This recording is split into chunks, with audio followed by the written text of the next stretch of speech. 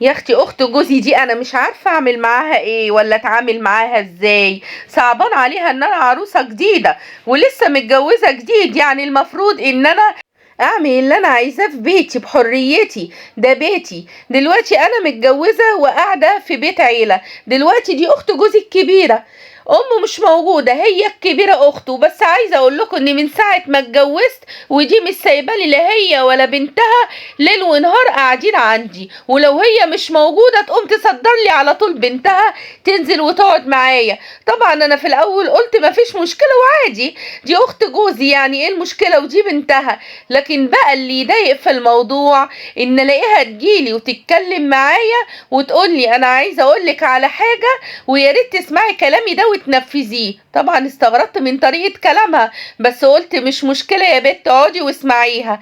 وفاجأ بيها ان هي بتقولي انتي ايوه عروسه جديده وكل حاجه، بس لو سمحتي يا ريت ما تقعديش قدام اما تكون بنتي موجوده معايا، يا ريت ما تقعديش باللبس اللي انتي بتقعدي بيه ده. يا سلام، انا اقعد في بيتي براحتي، وبعدين ده انا عروسه جديده. طبعا قعدت سمعتها للاخر خالص، وفي الاخر قلت لها انا مش فاهمه الكلام اللي انتي بتقوليه ده، يعني تقصدي بيه ايه؟ الاقيها طبعا الهانم الاقيها تقول لي يعني انتي بتقعدي بلبس بصراحه ما يتقعدش بيه، المفروض ان احتراما واحنا موجودين ما تقعديش باللبس ده، اما نبقى نمشي ابقى اقعدي براحتك في بيتك، ولا قدامي ولا قدام بنتي. لكن ايه اللبس؟ انتي بتلبسي لبس بصراحه صعب جدا.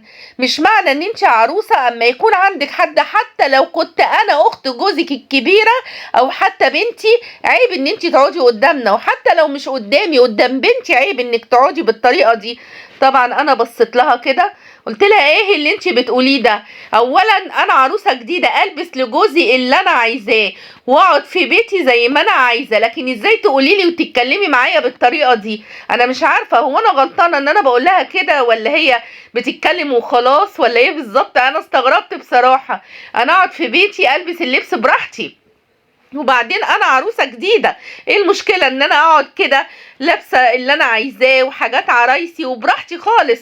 طبعا زعلت من كلامي، لكن انا هعمل لها ايه يعني؟ هو انا غلطانه اصلا؟ هو انا غلطانه اني بقول لك انتي ضيفه على عيني وعلى راسي، لكن انتي مش هتحددي اقامتي في بيتي؟